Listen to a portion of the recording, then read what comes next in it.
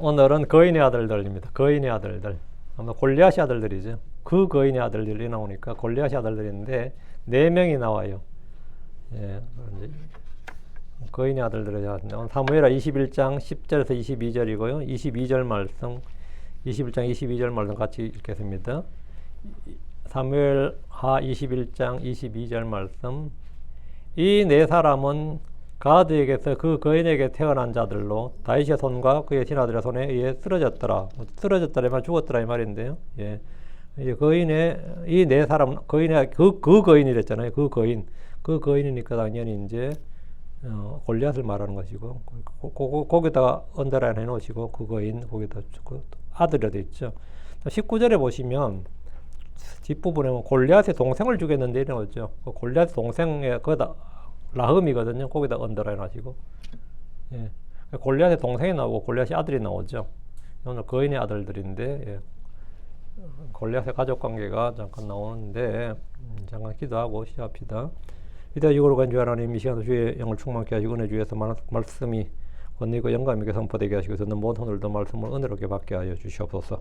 항상 말씀을 통해서 배움 있게 하시고 또 교훈을 받들어 주시고 또 경고를 받게 하시고 또 저희가 실생활에서 이 말씀을 어떻게 잘 사용할 수 있는지 잘 적용할 수 있도록 해주실 간구합니다. 은혜 많이 베풀어 주셔서 듣는 모든 분들이 참으로 은혜가 넘치는 시간, 오늘 시간보다 은혜로고 복된 시간이 되도록 해주십시오. 감사드립니다. 주의 이름 기도합니다. 아멘.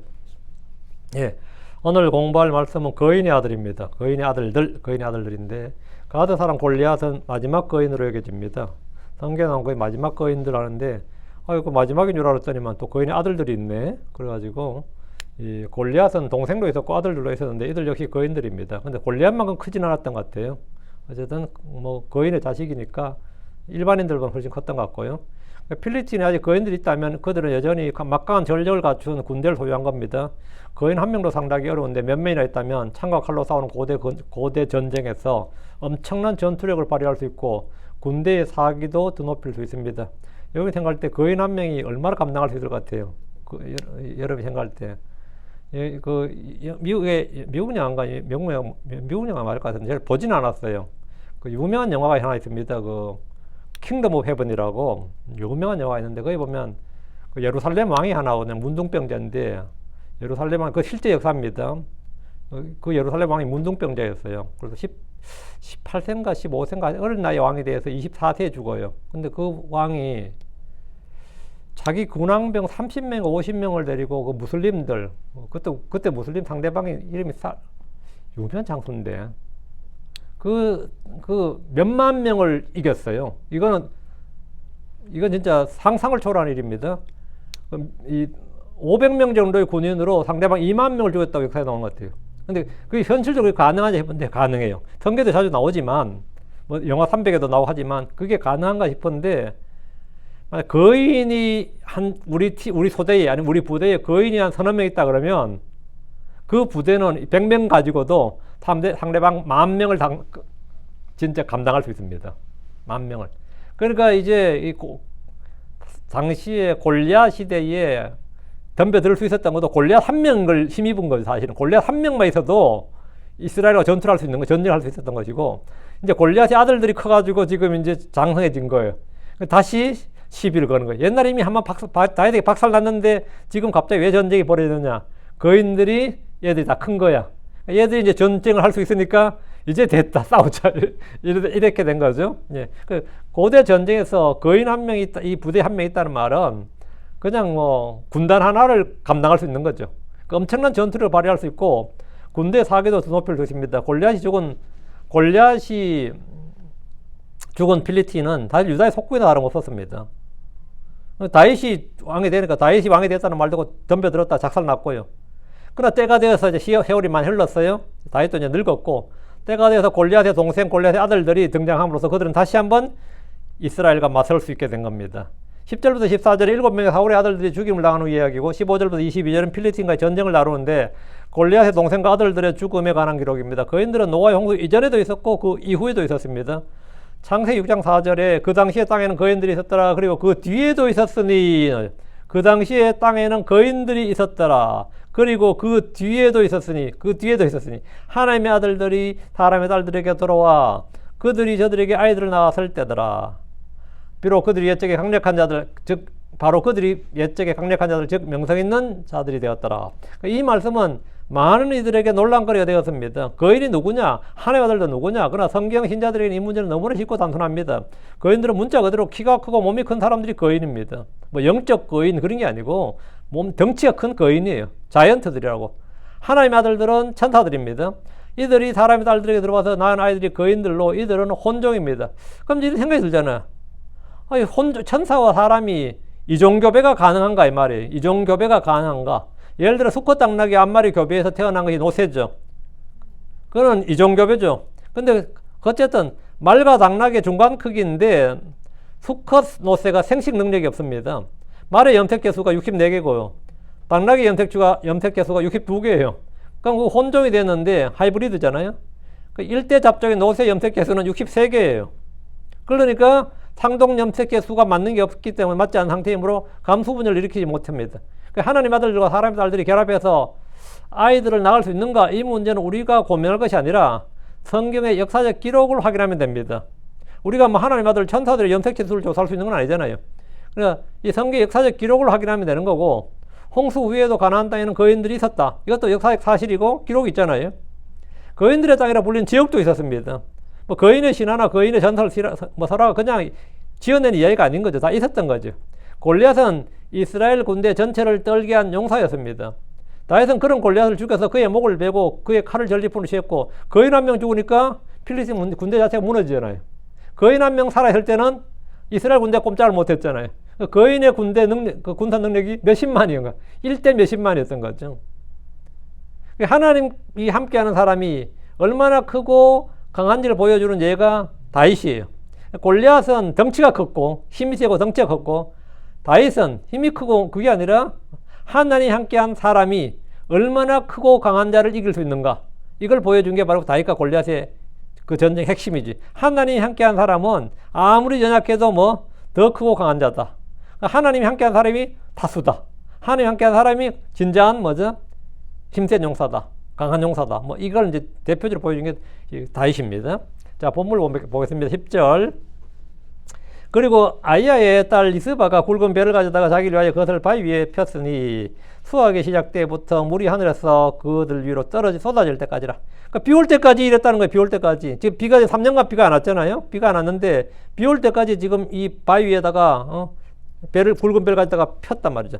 또 낮에는 그들 위에 공중에 새들이 앉지 못하게 하며 밤에는 들의 짐승들이 범하지 못하게 하니라. 이 말은 뭐냐면 아들들이 죽었잖아요. 그리고 메랍의 아들들 7명이 죽었는데 그들 시체를 뭡니까? 묻어주질 않은 겁니다. 바위 위에 놓고 배로 덮어줬다는 거예요. 아이야의 딸 리스바는 비운의 여자 중 하나입니다. 성경에 참 슬픈 비운의 여자가 많겠지만 그녀는 사울 왕의 첩이었습니다. 무슨 옛날에 뭐 처첩이 따로 한국처럼 구분 팍 뭐 지어줄 줄 아니기 때문에 첩도 다른 처죠. 구분할 수도 있지만 처첩이면 왕비라고요. 그녀에게는 두 아들 알모니와 무비보셋이 있었습니다. 그는 본처가 아니었지만 두 왕자를 낳은 어디까지나 두 왕자를 낳은 어머니예요. 그런데 왕이었던 남편이 갑자기 전사를 해버렸지. 이스보셋을 제한 사울의 아들들이 모두 죽어버렸습니다. 차라리 이때 죽을 때 이스보셋까지 죽었더라면 자기 아들들 중 하나가 왕이 되었을 겁니다. 근데 당시 사울의 군대 대장이었던 아브넬은 사울의 첩이 리스바를 또 취했습니다. 자기가 군권을 갖고 있었는데 리스바를 취했는데, 리스바를 취했다는 말은 뭐냐면 이것은 왕위를 넘보는 행위입니다. 왕의 첩이나 왕의 처를 취했다는 것은 내가 왕이 되겠다는 거예요. 그때 이제 발칵했지. 이스보셋이 발칵했기 때문에 아브넬도 열받아가지고 그냥 다윗에게 달려가 버렸는데 반역행위죠. 그 리스바는 사실 이때 자기 아들을 왕으로 세울 마음이 있었던 거예요. 그 아브넬하고 이게 있었다는 뜻 자체가 뭐냐면 자기 아들 왕을 세워달라는 말이지, 실은. 그 리스바는 지금 힘없는 왕 이스보셋보다는 실권자였던 아브넬을 택하는 편이 자기에게나 자기 아들들에게 좀 더 유리했을 겁니다. 이건 뭐 상식적으로. 그런데 사울 왕조가 완전히 멸망하고 다윗이 통일왕국의 왕이 되어버렸습니다. 세월이 흘러 리스바의 아들 둘은 기본 족속이 요구한 사람들 속에 들어가서 교수형을 당하고 말았습니다. 그게 사울 죽지. 아브넬하고 그래 어쨌든 관계를 맺었는데 아브넬 죽지. 이 진짜 황당한 거지 지금. 이 꼴이 말이 아닌 거죠. 그 리스바는 졸지에 관련된 사람 다 죽었어요. 뭐 남편이라면 남편 죽고 정부라면 정부가 죽고 아들 둘 죽고 참 비운의 여자죠. 이건 참 이 시대가 나간 참 비운의 여자인데 사울의 딸 메랍의 5아들과 더불어 이들은 모두 저주의 죽음으로 죽었습니다. 그냥 죽음이 아니다만 저주의 죽음이단 말이죠. 이들은 기브아의 산 위에서 주 앞에서 죽임을 당했는데 주의 이름으로 한 맹세 언약을 깬 사울 왕의 범법과 불법, 그리고 이스라엘과 유다와 그 땅의 회복을 위해서 죽는 죽음이었습니다. 그런데 이스바는 이 자기 아들의 죽음을 저주의 죽음으로 보지 않고 뭘로 봤느냐? 사울 왕 가문의 그 속죄, 그리고 이스라엘과 유다가 범한 범법의 속죄를 위해서 하나님의 저주와 진노를 풀기 위해서 이 땅을 위해서 죽는 죽음, 하나님을 위해서 드려진 우리 아들의 죽음보다 하나님께 드려진 희생물로 본 거예요. 리스바는. 이때가 리스바가 진짜 진정 위대한 장면. 이전까지 하는 행동들은 전부 다 좀 그랬는데 아들들 죽고 나서 이 사람이 돌변한 거예요.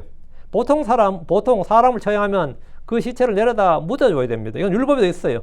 그러나 이들의 시체는 묻히지 않았고 그 땅에 비가 올 때까지 그대로 노출되었는데 이게 그냥 죽음이 아니라 주 앞에서 죽인 죽음이었고 속죄를 위한 이 땅에 내려진 그 저주의 속죄를 위한 죽음이었단 말이죠.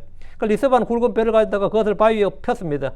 추수 시작 때 아들이 죽었으니까 이른 비가 올 때까지 대략 5개월 내 6개월 정도는 죽은 아들들의 시체 곁에 있었다 이 말인데, 물론 비가 이제 하나님께서 진노를 그친다는 뜻으로 이른 비가 내릴 때까지 아니고 아직 그냥 바로 며칠만 내려줬으면 몇 주 만에 뭐 비가 내렸을 수도 있고요.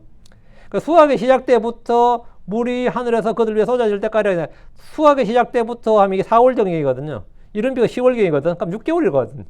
그러니까 수확의 시작 때부터 물이 하늘에서 그들 위해 떨어질 때까지라. 근데 바위 위에, 해가 쨍쨍한 바위 위에 말이죠. 아무리 사람이 미라처럼 만들어 놓는다 하더라도 부패는 하죠, 당연히. 근데 지금 습기도 없고 쨍쨍하면 지금 뭐 그냥 시체가 시체로 있는 거예요, 바위 위에다가. 근데 이건 이제 덮어주고, 죽은 그들 위해서 하늘 위에 비가 쏟아질 때까지 리스바는 죽은 아들들의 시신을 지켰는데, 이 아들들의 죽음을 보고 주님께서 진노를 푸셔서 비를 내려주셔야 돼. 그래 이들의 죽음이 받아들여진 거죠. 응? 그녀는 낮에는 공중의 새들이 시신을 쪼아 먹지 못하게 하고 밤에는 들짐승들이 시신을 건드리지 못하게 했습니다. 얼마나 용감해요. 그것도 여자 몸으로. 리스바는 슬픔 속에서 죽은 남편인 사울을 원망하겠습니까? 자기 아들들을 죽음에 내어준 지금 왕 다윗을 원망하겠습니까? 아니면 하늘을 원망하겠습니까? 진짜 이게 누굴 원망하냐고. 그녀는 인내로 비가 내릴 때까지 아들들 곁을 지켰습니다. 11절. 그리고 아이의 딸 리스바, 곧 사울의 첩이 행한 일이 다윗에게 들렸더라. 이 이야기는 이제 유다에서 회자가 되는 거예요. 응? 야, 이 여자 지금 보통 일이 아니다 말이죠. 리스바 얘기는 다윗 왕에게도 그대로 보고되었습니다. 조선시대의 부모의 죽음에 묘지 곁에서 3년상을 치른 것을 효자의 표본으로 삼았다면 리스바는 아들들의 죽은 사체를 밤낮으로 돌아보았습니다. 이 일은 아마도 장안의 화제가 되었을 것이고 누구나 숙연해지는 장면이 아닐 수 없습니다. 다윗은 리스바 이야기를 듣자 왕으로서 가만히 구경만 하고 있지 않았습니다. 리스바 이렇게 한 것은 자기 아들들의 죽음이 반역되어 불순종하는 자녀들로서 죽은 것이 아니라 아버지 사울의 죄와 불복을 담당한 것이고 이스라엘과 유다에 내려진 주의 심판을 제거하기 위해서 죽은 죽음이라는 사실을 알리고 싶었기 때문일 겁니다. 내 아들 이렇게 헛되이 죽는 죽음으로 끝나서는 안 된다 이거죠. 리스바는 아들들의 비참한 죽음에 대해서 조금도 부끄러워할 필요가 없습니다. 그리고 유다와 이스라엘 사람이 막 리스바 욕하거나 아들을 욕할 것 없단 말이죠. 그러니까 유다와 이스라엘 사람도 이걸 알아요. 애들이 왜 죽었는지를 안다고, 무엇 때문에 죽었는지 알고 다윗이 내줬어. 그들의 욕으로 죽었고 이것은 하나님의 이 땅에 내리는 뭐는 범법과 불법을 제거하기 위해서 그들의 속죄하기 위해서 죽은 거란 말이죠. 12절. 그리고 다윗이 가서 사울의 뼈들과 그의 아들 요나단의 뼈들을 야베스 길르앗의 사람들에게서 취하였더라. 전에 필리스틴 사람들이 사울을 길보아에서 죽였을 때 그들을 벳산의 거리에서 매달았을 때에 그들이 그곳에서 그 뼈들을 훔쳐왔더라. 다윗이 이야기를 다 듣고 아들들하고 메랍의 아들들까지가 이 시체를 이렇게 지극정성으로 보호하고 지키는 걸 보고 다윗도 크게 깨달은 바가 있는 거예요. 뭘 깨달았어요? 나는 사울의 사체에 대해서 아니면 요나단의 사체에 대해서 생각도 안 하고 있어 지금까지. 수십 년이 지난 지금. 응? 그때 슬퍼한 건 맞는데 애가 하나 지어주고 뭐 슬퍼한 건 맞는데 그들의 죽음, 그들이 화형했거든요. 사실은 그들의 죽음이 뭐 막 벽에 걸려있고 막 이러다가 그거 데려다가 야베스 길라 사람들이 그냥 불태워서 그냥 화형을 했다고 나무 밑에 묻어줬는데 그 다윗이 이제 이야기를 듣고 나서 내가 사울의 그 뼈들 이걸 좀 이거 장례를 다시 치러줘야 되겠구나 이런 생각을 했다는 거죠. 다윗이 가서 사울의 뼈들과 그의 아들 요나단의 뼈들을 야베스 길라 사람들에게 가서 취했습니다. 가져왔다 이거죠. 사울의 아들들의 사체가 필리스틴 사람들의 성벽에 걸리고 구경거리가 되었을 때 야베스 길라 사람들이 그것을 훔쳐와서 장례를 치러줬기 때문에 그들의 무덤이 야베스 길라에 있었습니다. 다윗은 리스바의 행위를 보고 자기도 지금까지 전혀 생각하지 못했던 장인인 사울과 사울의 아들들의 사체를 수습해서 장례를 치러주고자 했습니다. 자기가 사울의 어쨌든 사위잖아요. 사위기도 하고 요나단과 또 어떤 관계야? 처남 저거잖아. 처형 뭐 이런 관계고 다 나머지 아들도 다 뭐 처남 아닌가? 그러니까 다 그 가족이지 사실 친족이고 자기가 해야 될 일을 지금 안 했구나 하는 생각을 하게 된 거 당연히. 그 다윗이 이 리스바가 하는 행위를 딱 보니까 리스바도 자꾸 죽은 아들하고 그래서 저렇게 짐승이 못 물어가도록 뭘 못하도록 저렇게 애를 쓰고 있는데 나는 지금 장인인 사울과 사울의 아들들의 사체를 수습해 장례조차 치러주지 않았구나. 내가 왕이 돼서도 그런 걸 안 했구나. 이런 걸 알게 된 거죠. 지금까지 다윗은 죽은 사울이나 그의 아들들에서 생각조차 하지 않았습니다. 리스바의 행위는 다윗에게 해야 할 일을 깨닫게 해줬습니다. 야베스 길라 사람들의 모든 용맹한 자들이 일어나서 밤새도록 가서 사울의 몸과 그의 아들들의 몸들을 그 벳산 성벽에서 취해서 야베스로 돌아와서 거기서 그것들을 불태웠습니다. 이스라엘에서 아무도 그들을 돌아보지 않았고 다윗도 자신이 사울을 죽였다는 소식을 가진 청년을 죽였을 뿐입니다. 리스바가 하나님의 심판을 수용하면서도 죽은 아들들의 사체 곁에서 보여준 그 모성애는 많은 사람들의 마음에 감동을 주었고 다윗에게도 깊은 울림을 주고도 남았습니다. 13절 그리고 그가 거기서 사울의 뼈들과 그의 아들 요나단의 뼈들을 가지고 올라왔더라. 또 그들이 매달린 자들의 뼈들을 모았더라. 다윗은 야베스 길앗에서 화장된 사울과 그의 아들들의 아들 요나단의 뼈들을 가지고 올라왔습니다. 그리고 자신이 내어준 사울의 아들들 7명의 뼈들도 모았습니다. 다윗은 왕으로서 이들을 죄인들의 죽음이 아닌 이스라엘 위에 싸운 전사자들이고 이 땅에 내린 기근을 위해 죽은 자들로서 예우를 해준 겁니다. 왕이 직접 그들의 뼈를 모아 장사를 지냈다는 것은 거의 이들의 죽음이 국장급으로 그 수치스러운 죽음으로 그냥 죄인들의 죽음을 놔두는 게 아니라 이들의 죽음을 영웅적 죽음으로 국장급으로 장례를 치러주고 예우해줬다 이 말이죠. 누군가의 죽음으로 정의가 집행되었고 하나님의 진노가 그쳤습니다.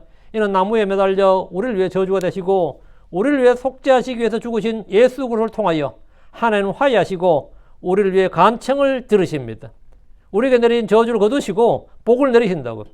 다윗이 죽은 자들의 뼈를 모아 장례를 치른 장면은 사도행전 13장 29절을 생각나게 합니다. 사도행전 13장 29절 그리고 그들이 그분에 대하여 기록된 모든 걸 성취한 후 그들이 그분을 나무에서 내려다가 그분을 돌무덤에 두었느니라. 예수님 예언을 다 성취한 후에 아리마대 요셉과 니고데모가 어떻게 했어요? 그분을 돌무덤에 뒀다고 내려. 이 땅의 모든 사람들 위해 내려진 저주와 심판은 주 예수 그리스도의 죽음을 통해서 그쳤습니다. 주 예수 그리스도의 죽음으로 그쳤어요. 이스라엘 위에 내려진 저주와 심판은 사울의 아들들의 죽음으로 그쳤습니다. 14절 그리고 사울과 그의 아들 요나단의 뼈들을 그들이 베냐민 지방 시엘라에 있는 그의 아버지 기스의 돌무덤에 묻었더라. 그리고 그들이 왕이 명령한 모든 걸 수행하였더라. 그리고 그 뒤에야 하나님께서 그 땅을 위하여 탄원을 들으셨더라. 다윗은 사울과 그의 아들 요나단의 뼈들을 베냐민의 고장 셀라에 있는 그의 아버지 기스의 돌무덤에 묻었습니다. 합장을 해준 거죠.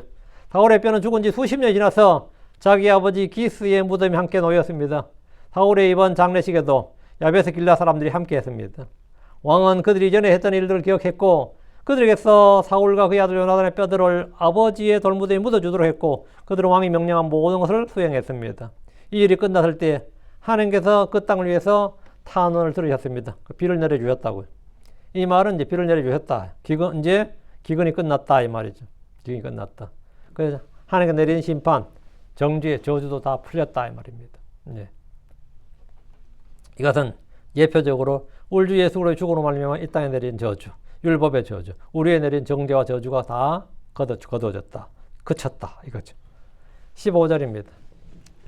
이뿐만 아니라 필리스틴 사람들이 여전히 이스라엘과 다시 전쟁을 하였더라. 또 다윗이 그의 종들과 함께 내려가 필리스틴 사람들을 대적하여 싸웠더라. 이에 다윗이 기진하게 되었더라. 15절부터는 이제 다시 블레셋과 전쟁이에요. 필리스틴과 전쟁인데 15절에 22절은 필리스틴과 이스라엘의 전쟁입니다.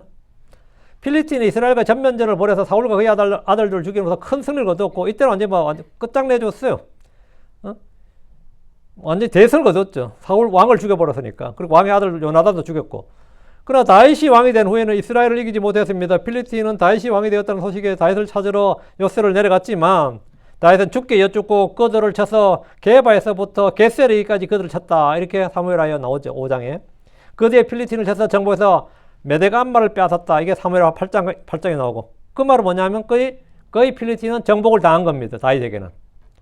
이 정도면 이제 몇백 년은 숨도 못 쉬어야 되는데 몇백 년이 아니라 몇십 년 만에 다시 벌떡 일어난 거야. 필리스틴이 다시 전쟁을 일으킨다. 그것도 선제 공격을 한다고. 그 말은 무슨 뜻이에요? 우리에게는 거인이 있다 이거예요. 우리에게는 골리앗의 아들들이 다 컸다 이거예요. 전에 골리앗의 아들들 어렸다면 지금 골리앗의 아들들이 다 커서 이제 4명이나 된다 이거. 우리 거인이 4명 있다. 이제는 뭐 싸워도 문제 없다 이거지. 이들의 갑작스러운 전력이 확 생겼다. 이거 뭐냐면 골리앗의 아들들 거인들이 등장했다는 겁니다. 네. 그 필리스틴 다윗에게 박살 나가지고 그때는 완전 이제 더 이상 이스라엘 향해서 고개를 들지 못했고 머리를 들지 못했습니다. 그런데 세월이 흘러서 다시 이스라엘과 전쟁을 했는데 이 말은 그들이 힘을 회복했다. 충분한 전력을 갖추었다는 뜻인데 그들 안에 거인들이 다시 나왔기 때문입니다. 골리앗의 아들들이 성장해서 용사가 되었기에 이스라엘과 맞설 수 있게 된 겁니다. 15절 또 다윗이 그의 종들과 함께 내려가 필리스틴 사람들을 대적하여 싸웠더라. 이번에 다윗은 요압만 보내지 않고 직접 전쟁에 나섰습니다. 필리스틴은 유다 지파와 인접해 있고 이들과의 전쟁은 국지전이 아니었습니다. 이에 다윗이 기진하게 되었더라. 이제 이거 참 이 부분 읽을 때 참 감회스럽죠. 다윗도 늙었다 이거예요. 이에 다윗이 기진하게 되었더라. 옛날에 다윗 같았으면 어땠겠어요? 참 문제도 아니었는데 그죠? 이에 다윗이 기진하게 되었더라. 다윗은 이제 많이 늙었습니다. 전쟁에 직접 나설 수 있는 상황이 아니에요. 세월 앞에 장사 없다는 말처럼 다윗도 이제는 전쟁에서 젊을 때처럼 싸울 수가 없었습니다. 그는 위험에 처했고 예전에 늙은 사울이 필리스틴과의 전쟁에서 기진하여 도망했던 모습이 자연스럽게 떠올랐을 겁니다. 사울도 옛날에 이랬겠구나.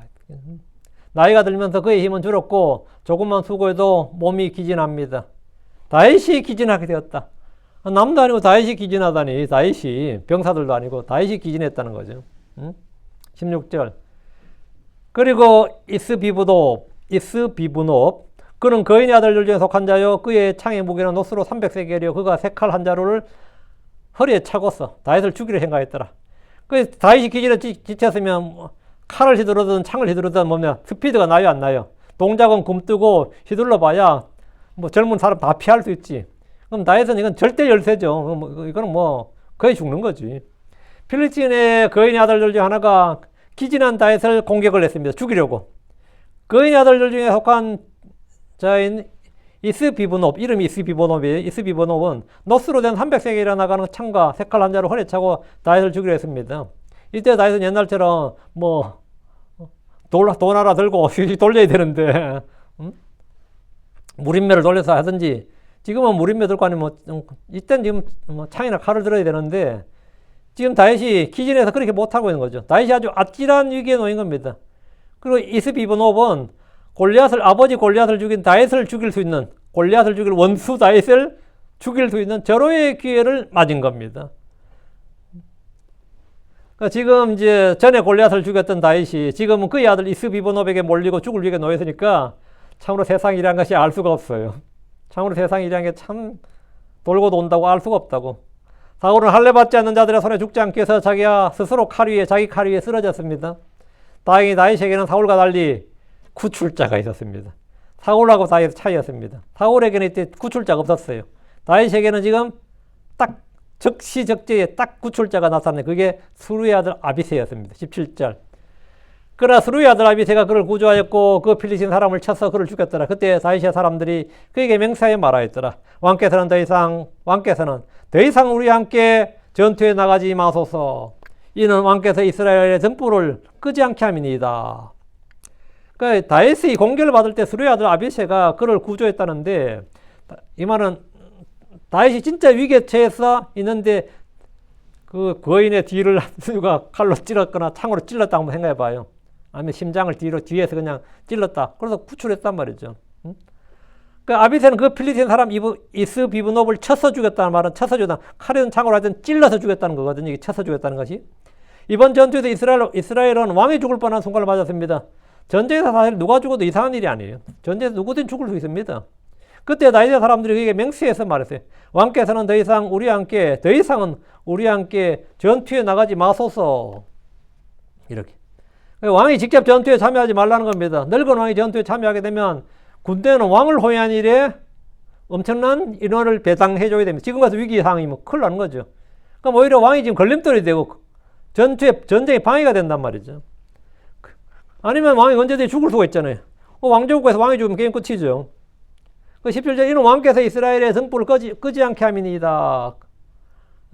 그 다윗은 이스라엘의 등불입니다. 다윗이 죽으면 이스라엘은 다시 남북왕국으로 나누어져서 내전이 벌어질 수 있습니다. 필리스틴이 전쟁을 걸어오듯이 지금까지 다윗에게 정복당한 여러 나라들도 다윗 죽었다는 말 듣자마자 전부 다 분리 독립을 선언할 것이고 다시 전쟁을 걸어올 겁니다. 그건 당연한 거죠. 절대 권력을 가진 왕이 죽으면 그 나라는 혼란에 빠지게 됩니다. 힘의 공백이 생깁니다. 이스라엘의 가장 큰 복은 다윗이 오래 살면서 안정적으로 후계자를 세우고 평화로이 정권이 이양되는 겁니다. 다윗의 존재는 이스라엘의 등불이요. 그가 죽으면 등불이 꺼지는 것이다 말이에요. 이스라엘 등불이 꺼지지 않게 하소서. 꺼지지 않게. 그래서 왜 전투에 나가지 말라나? 이것은 왕께서 이스라엘 등불인 왕이 꺼지지 않게 함이니다. 등불 꺼지지 않게 함이니다. 하리 함이니다. 이 말이죠. 18절. 그리고 2일 뒤에 이런 일이 있었으니 곱에서 필리스틴 사람들과 다시 전투가 있었는데 그때 후사 사람 십부게가 그 거인의 아들들 중에서 사압을 죽였더라. 지금 첫째 처음 죽은 애가 이스비브노비였고 두 번째가 골리앗의 아들 이름이 사압입니다. 이름이 지금 나오고 있어요. 사압을 죽였다 했죠. 그리고 2일 뒤에 곱에서 필리스틴 사람들과 다시 전투가 있었습니다. 그때 후사 사람 십부게가 그 거인의 아들들 중에서 이름이 사압이에요. 사압을 죽였습니다. 그 거인이란 골리앗을 말하고요. 이번 전쟁에서 골리앗의 아들들이 주축이 된 걸 볼 수 있습니다. 이들은 골리앗처럼 큰 거인은 아니었던 것으로 보입니다. 그러나 거인의 아들답게 일반인보다는 훨씬 더 큰 키와 힘을 가졌을 겁니다. 필리스tin 사람들은 이들을 믿고 이스라엘을 침공했던 겁니다. 그들 중 한 명은 다윗을 공격하다가 아비시에게 죽었고요. 또 한 명은 후사 사람 십북에게 죽었습니다. 골리앗도 거인이었지만 사람이었듯이 이들 역시 살과 피로 지은 사람이었고 칼과 창에 죽는 존재들로 신이 아닙니다. 죽이면 죽는 사람이었다고요. 19절. 그리고 곱에서 다시 필리스tin 사람들과 전투가 있었고 거기서 베들레헴 사람 야레오르김의 아들 엘하나니 가드 사람 골리앗의 형제를 죽였더라. 여기 골리앗의 형제를 죽였더라. 아무튼 골리앗의 동생을 죽였다. 브라더인데 형제를 죽였더니 그의 창자루는 배틀채 같았더라. 일단 이 무기로만 봐도 엄청난 이놈들이 큰 놈이었다는 건 확실하죠. 뭐 창이 300세겔이었다니 뭐 그의 창자루가 배틀채 같았다니 이건 엄청나게 굵고 컸다는 길었다는 뜻이거든요. 그러면 뭐 낫으로 풀을 베듯이 막 적군들을 벨 수 있는 거예요. 찌를 수 있고. 그리고 곱에서 다시 필리스tin 사람들과 전투가 있었는데 거기서 베들레헴 사람 야레오르김의 아들 엘하나니 가드 사람 골리앗의 형제를 죽였습니다. 위에서 거인의 아들 두 사람이 이스비브노 사압이었죠. 여기서 골리앗의 형제 여기 언더라이트 작시고 골리앗 여기 다른 성에 골리앗의 동생이라고 번역했는데요. 동생이나 형제나 뭐 골리앗의 동생, 골리앗의 형제를 이제 했는데 그 거인이라고 돼 있죠. 그 거인. 근데 여기서는 그 거인 안 쓰고 앞에는 그 거인을 쓰는데 여기서는 이름을 딱 밝혀놨어요. 골리앗이라고. 골리앗의 이름을 쓰고 그의 형제 이름이 여기 나오지 않습니다. 근데 역대기상에 나와요. 역대기상 20장 5절에 보면 라흐미하고 이름이 나옵니다. 라흐미하고. 그러니까 네 사람 중에서 셋이 이름이 나와죠. 지금 세 사람이.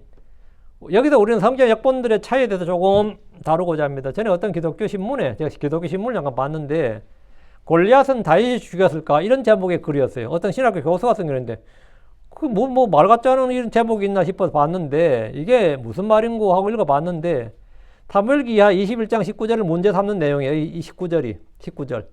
이게 한국의 세번역이라는 성경을 보면요. 또 곱에서 블레셋 사람과 전쟁이 일어났다. 그때 베들레헴 사람인 야레오르김의 아들 엘하나니 가드 사람 골리앗을 죽였는데 이래 돼 있어요. 엘하나니 가드 사람 골리앗의 형제를 죽였는데 아니 골리앗의 동생을 죽였는데 이래 안 돼 있고 가드 사람 골리앗을 죽였는데 골리앗의 창자로는 배틀 앞다리 같이 굵었다. 이렇게 돼 있고요. 공동번역이죠. 캐톨릭에서는 공동번역에 보면 곱에서 블레셋 군과 또 한 차례 싸움이 붙었을 때 베들레헴 사람 야이루이의 아들 엘하나니 갓 사람 골리앗을 죽였는데 여기도 골리앗을 죽였는데 골리앗의 창대는 용두머리만큼 굵었다. 이렇게 되어 있습니다. 그러니까 NIV에도 이 부분을 보면 똑같이 누굴 죽였다? 골리앗을 죽였는데 이래 됐어요. 응? 골리앗을 죽였다고 이렇게 영어 성경에도 그렇게 되어 있습니다. 이런 성경 역본들은 킹제임스 성경을 부패시키는 오염된 부패한 역본들로 전혀 성경으로서의 가치가 없습니다. 다시 골리앗을 죽인 기록은 이미 앞에 상세히 기록되어 있어요. 어떻게 죽였는지, 언제 어떻게 죽였는지 상세히 기록되어 있습니다. 이들이 이런 헛된 주장을 하는 것은 이 구절의 원문에 히브리 원문에 브라더란 말이 없다는 거예요. 그런데 이게 킹제임스 성경에 브라더가 이탈릭으로 들어와 있다 이 말이거든요. 21장 19절. 그러니까 사실은 이 구절에 킹제임스 성경에 브라더가 이탈릭으로 되어 있죠. 19절에 보면. 그러니까 킹제임스 성경에 브라더가 이탈릭 되어 있고 한글 개역 성경에도 브라더란 말을 집어넣었다는 거예요. 그러니까 사실은 알 수 없다는 주장이에요. 왜 알 수가 없어요? 왜 알 수가 없냐고. 역대기상 20장 5절에 있잖아요. 역대기상 20장 5절에 그리고 필리스틴 사람들과 다시 전쟁했으라 또 야엘의 아들 엘하나니 가드 사람 골리앗의 형제 라흐미를 죽였는데 그의 창자로는 베틀제가 떴더라. 여기는 이탈릭시가 아니라 정식으로 되어 있잖아요. 원문에, 역대기상의 원문에 있다고. 여기는 형제란 말이 있을 뿐 라흐미까지 형제라 이름뿐만 형제라고 나와 있을 뿐만 아니라 그 이름까지 라흐미하고 딱 기록되어 있습니다. 골리앗의 형제를 죽인 것이 아니라 골리앗을 죽였다면 라흐미를 죽였다. 골리앗이 라흐미란 말이 되잖아요. 전혀 말이 안 되지. 그럼 누가 골리앗을 죽였는가가 아니라 누가 라흐미를 죽였는가 이래야 되지 그러면. 참 오늘날 이 소위 원문을 연구한다는 신학자들이 하는 주장이 이런 거예요. 성경 역사성과 진실성과 순수함을 위해 일해야 할 자들이 성경 기록에 의심과 불신을 던지는 일을 하는데 전념하고 있습니다. 그것을 연구 결과라 그러면서 이는 그들이 마귀의 사역자들인 걸 스스로 입증하는 겁니다. 그들이 마귀의 일꾼들이다 이 말이에요. 20절입니다. 또 여전히 가드에서 전투가 있었고 거기에 키 큰 자 하나가 있었는데 그런 손마다 6개의 손가락과 발마다 6개의 발가락이 있었고 그 수가 24시더라. 그리고 그도 그 거인에서 태어났더라. 이걸 이제 다지증이라 그러죠. 다지증이라 그러는데 저도 저희 반에도 학교 다닐 때 6손가락 가진 애가 있었습니다. 6손이라고 그러죠. 6손. 근데 이건 5,000명에 1명 정도 꼴에 있다 그래요. 5,000. 그러니까 그렇게 희귀한 건 아닌 거죠. 전쟁은 아직 끝나지 않았습니다. 여전히 가드에서 전투가 있었고 거기에 키 큰 자 하나 있었는데 그는 손마다 6개 손가락과 발마다 6개의 발가락이 있었고 그 수가 24시였습니다. 지금도 사람들 중에 다지증을 해서 6개 손가락과 발가락을 가진 사람이 있는데 이 비율이 한쪽 손이나 발에만 있는 경우 이게 대부분이에요. 양손 다 양발 다가 아니라 한쪽 손에만 6손가락 한쪽 발에만 6발가락 이렇게 그걸 이제 그 일편성이라 그래요. 한 개만 쫙 이렇게 있다고 해서 이런 경우가 5,000명 중 1명이고 양손과 양발이 다 그런 경우에는 그 중에서 20% 그 5,000명 중 1명인데 그 중에서 20% 그게 굉장히 적다 이 말이죠. 그리고 아주 드문 그리고 양손과 양발까지 다 있는 경우 24개가 있는 이런 경우는 더 드물어요. 이게 진짜 극히 드문 경우인데 24개의 손가락과 발가락 가진 사람이 한국에도 좀 많이 몇 있는데 그 가끔 TV 프로 중에서 뭔가 세상에 이런 일이 뭐 이런 거 있거든요. 그 여러분이 만약에 지금 집에 가서 다지증이라고 여러분 유튜브 딱 치면 그 사람이 딱 나와요. TV, SBS에도 나왔거든요. 김시용 씨인가? 이름이 하여튼 그런 청소하는 분인데 저는 본 기억이 있어요. 그 사람 완전히 진짜 그냥 손가락 하나가 갈라진 게 아니고 저희 반에 애 하나는 엄지손가락이 거의 갈라졌어요. 근데 그게 아니고 이 사람 정말 이 손가락이 6개 완벽히 자연스럽게 6개더라고요. 자연스럽게 6개인데 셀 때 1, 2, 3, 4, 5인데 5와 6가 같이 움직여요. 5, 6로 이렇게 굽혀지지 않고 5 되고요. 여기서 같이 갈라져 나갔기 때문에 5, 6는 연결되어 있어서 5 굽히고 6를 굽히지 못하고 5에서 2개 같이 굽혀지더라고요. 그 자기가 직접 보여주는데 뭐 이런 프로그램에도 김시용 씨가 그런 사람도 했는데 제일 불편한 게 뭐냐고 물어보니까 양말 신는 거하고 장갑 끼는 거예요. 왜 6개짜리 장갑은 안 나오니까 그 한쪽 손에 6개를 이렇게 끼어야 되는데 그분 청소를 하다 보니까 뭐 이렇게 약품을 쓰는 일이 많고 이 고무장갑을 끼고 막 해야 되는데 그걸 못 끼는 거예요. 그게 너무 이제 불편하다 그 이야기하고 이제 발이 또 그럴 때는 이제 발이 굉장히 넓어야 된다 이거죠. 발볼이 너무 아프다더라고요. 내추럴 히스토리에도 이와 같은 유사한 기록이 있습니다. 성경에 이 사람의 큰 키와 다지증을 언급한 것은 그가 특별한 사람이란 것이 아니라 기형아라는 거예요. 근친으로 말하면 기형아였다 이 말입니다. 왜 이런 이야기가 나오냐? 예, 뭐. 그리고 그도 그 거인에게서 태어났더라. 이래죠. 태어났더라. 그러니까 뭐죠? 그 거인에게서 태어났더라. 있죠. 이 말은 이 거인도 골리앗의 아들이란 뜻이죠. 셋은 골리앗의 아들이고 나음이는 골리앗의 형제라고 지금 사무엘기는 그렇게 나옵니다. 아까 골리앗의 형제, 골리앗의 동생으로 나왔죠. 19절에서. 자, 그러면 이 거인들이 골리앗의 동생 한 명하고 골리앗의 아들 셋 이렇게냐 이 부분인데 이건 기억해 두시고 21절. 그리고 그가 이스라엘을 더럽혔고 다윗의 형 시므아의 아들 요나단이 그를 죽였더라. 예. 그리고 그가 이스라엘을 더럽혔다 이 말은 이스라엘의 하나님을 신성모독했다 이 말이에요. 신성모독했다면 옛날에 골리앗도 그렇게 했죠. 골리앗이 40일 동안에 이스라엘의 주 하나님을 모독했는데 그의 아들 역시 주 하나님을 모독하고 대적했습니다. 다윗의 형 시므아는 삼마죠. 삼마인데 삼마 시므아는 미국에서 따지면 토마스를 우리가 톰하고 부르는 것 같고 도널드 트럼프 할 때 도널드를 돈하고 부르는 것 같습니다. 도널드를 도널드 안 하고 그냥 돈하고 부를 때 많고요. 티모시를 팀이라고 부르는 것 같은 거예요. 시므아를 삼마예요. 거의 같은 겁니다. 다윗의 형 시므아의 아들 요나단은 암논에게 사악한 길을 내어 다윗을 쏘이고 누이 담을 취하겠던 그 요나단의 형제입니다. 근데 이렇게 해서 거인의 아들 셋이 죽었고 여기서 제가 말한 이름이 같은 요나단 이름이 같은 건 다윗의 형 시므아의 아들 요나단 있죠. 그 암논에게 사악한 길을 내서 다윗을 쏘이고 담을 취하겠던 그 요나답 있죠. 그의 형제라고요. 요나단이. 이렇게 해서 거인의 아들 셋이 죽었고, 거인의 동생 라음이가 죽었고, 근데 여기다 이제 질문. 라음이가 골리앗의 동생인지 아들인지에 대한 질문이에요. 얘 분명히 동생으로 나왔고, 약대기도 동생으로 나왔는데, 왜 이런 질문이 나오느냐? 이거 질문이 나올 게 뭐가 있냐? 동생이지. 뭐 아들이냐? 이게 질문 왜 나오냐면, 22절 때문입니다. 22절에 이들 넷은 가드에서 그 거인에 태어났는데 이들 넷이라면 뭐죠? 라음이를 포함하죠. 아까 분명히 동생이라고 태어났다 그러면 어떡해? 분명히 동생이었잖아. 그 거인에 태어났는데 또 다윗의 손과 그의 종들의 손에 쓰러졌더라. 이래 됐죠. 그러니까 동생이라고 했는데 거인에 태어났다 그러면 아들이란 뜻이잖아. 그럼 동생이냐 아들이냐? 이런 문제가 터지는 거예요. 그래서 질문이 나오는 거죠. 그러니까 이들 넷은 가드에서 그 거인에 태어났다고 합니다. 이들 넷이란 아비스에게 죽은 이스비보넷 하나고 십북에게 죽은 삽이 있었고 19절에 죽은 골리앗의 형제 라음이 요나단에 살해된 다지증을 가진 거인 이 사람 이 넷이 가드에서 그 거인에게서 태어났다 이랬어요.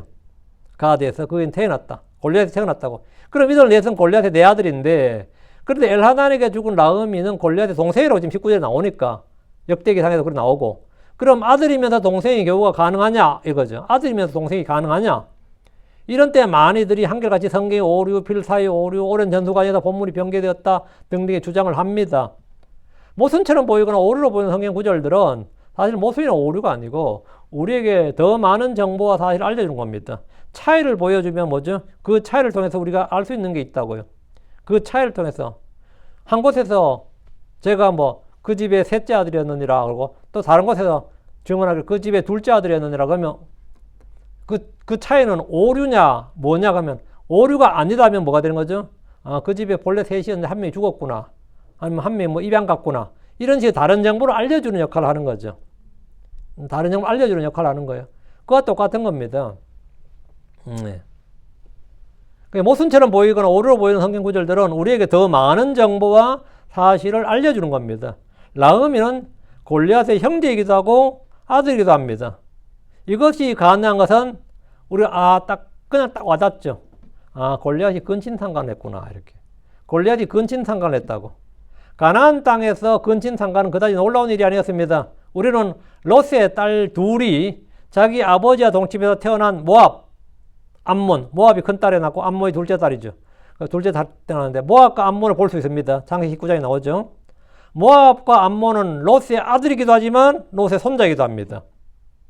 그러니까 모압과 암몬은 롯의 아들이자 롯의 손자였다. 한쪽에서 롯의 아들이라고 한쪽 롯의 손자라고 하면 뭐라 할 수 있죠? 근친상간이구나. 이렇게 알 수가 있는 거죠.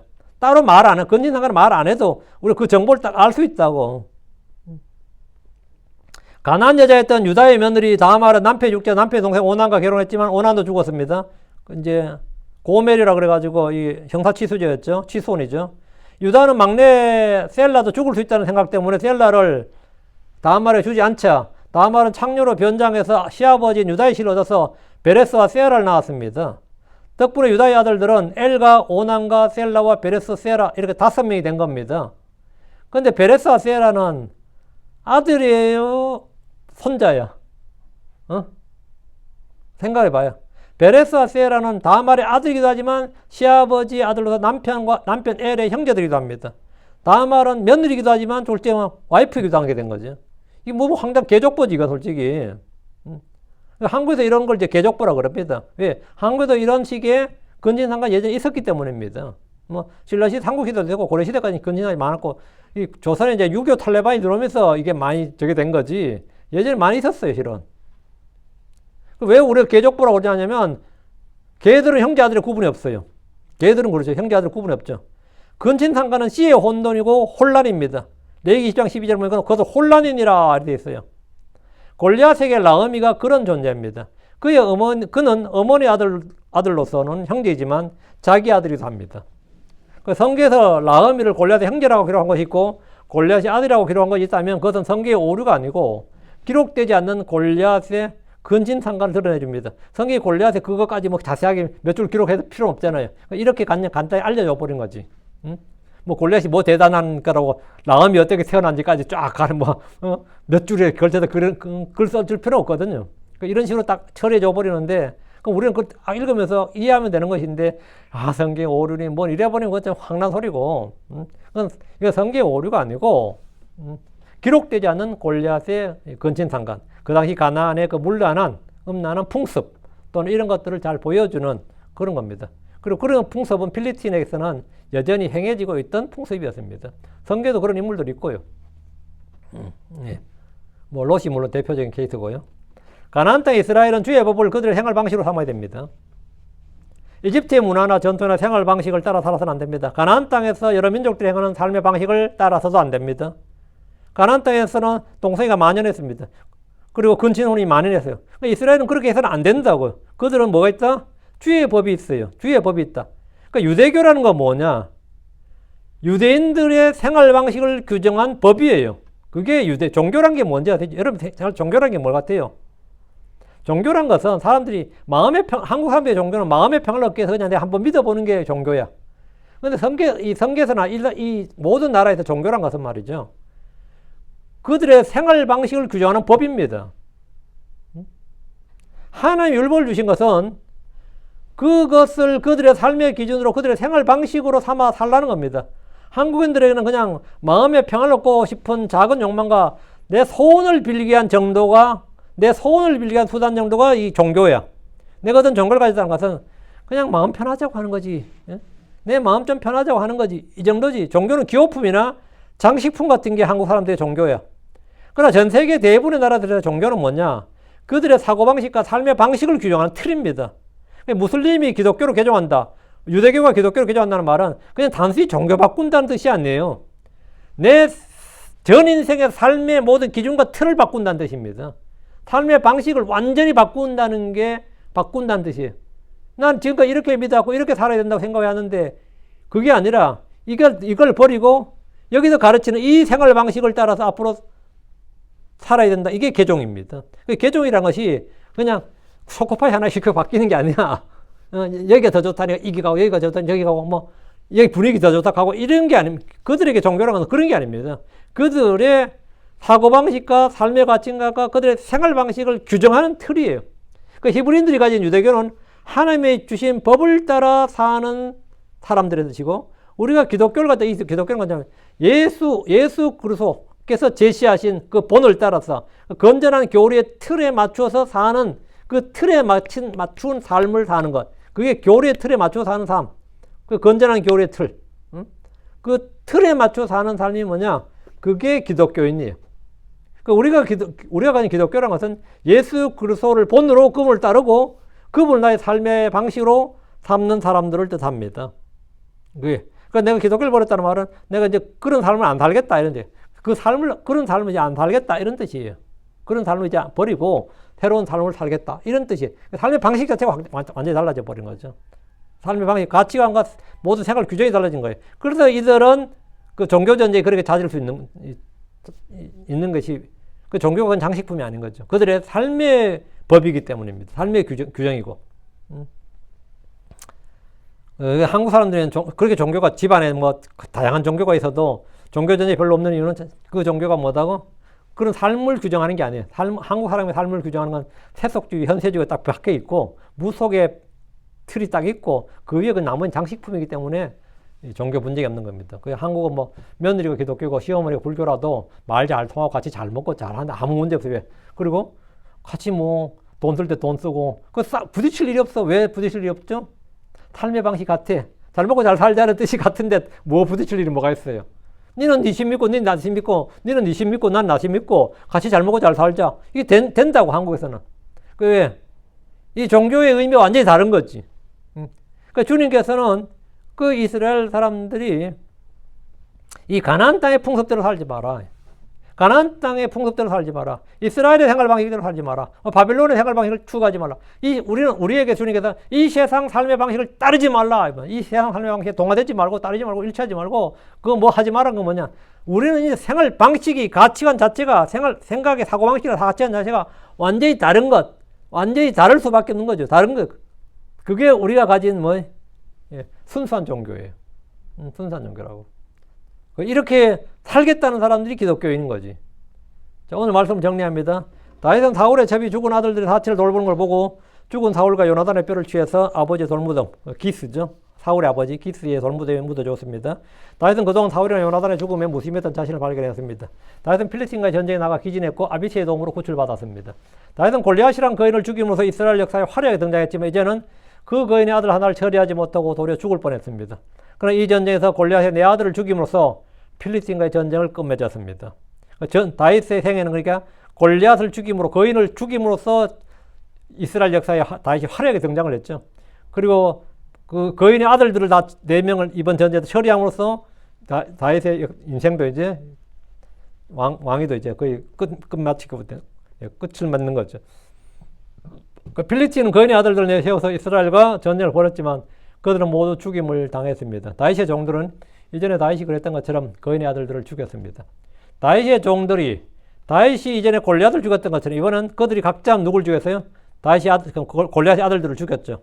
그렇다면 주 예수의 종들은 우리가 어떻게 되겠죠? 주 예수님께서 사탄 마귀를 멸하셨어. 사망을 멸하셨어. 이 세상을 이기셨어. 그러면 주 예수의 종들은 우리는 뭘 해야 되겠죠? 그의 똘마니들을 죽일 수 있는 거지. 이 세상에서 마귀의 사역자들이나 마귀의 종들을 우리는 대적해서 이길 수 있는 겁니다. 그것을 당연히 이겨야 됩니다. 우리가 이 세상에서 승리자가 되어야 되는 거죠. 이것이 오늘 이 본문이 우리에게 주는 말씀입니다. 그래서 우리는 싸우면 이기는 자들, 정복자들이 되는 겁니다. 승리자, 정복자가 되는 겁니다. 기도합시다. 위대하시고 거룩하신 주 하나님 감사합니다. 하나님 말씀을 주셨는데 선포된 모든 말씀들이 성도들에게 잘 전달되게 하시고 듣는 모든 분들도 말씀을 마음으로 믿음으로 잘 받아서 마음에 간직하게 해주시옵소서. 아버지 하나님 이 자리에 함께하지 못하는 분들이 또 말씀을 좀 허투루 듣지 않게 하시고 또 아버지 하나님 대충 듣는 것이 아니라 좀 진심을 다해서 믿음으로 결합할 수 있도록 해주시고 또 속해오는 사탄이 마귀와 말씀을 빼앗아가지 못하도록 해주십시오. 모든 말씀들이 정말 마음속에 풍부히 거하게 하시고 아버지는 쌓여지도록 해주시고 또 숨겨질 수 있도록 해주시고 단단히 박힌 목과 같이 그렇게 마음의 보고에 그렇게 저장되도록 해주십시오. 그리고 때가 되어서 언제든지 그 말씀을 저희가 잘 시의적절하게 잘 사용할 수 있도록 해주시길 간구합니다. 저희가 참 예수를 믿는 사람들로서 정말 이 땅의 사람들과는 전혀 생활 방식이 다르고 생활의 가치가 다르고 사고 방식이 다르고 이 모든 것이 틀이 아예 근본적인 사고의 틀이 달라야 됩니다. 아버지 하나님 주님께서 우리에게 보여주신 바 또 저에게 말씀해 주시고 또 저에게 따르게 하신 그 길이 있습니다. 저희가 그 길을 따라서 또 건전한 교리의 틀을 따라서 걷게 해 주십시오. 감사드립니다. 주 예수님 기도합니다. 아멘.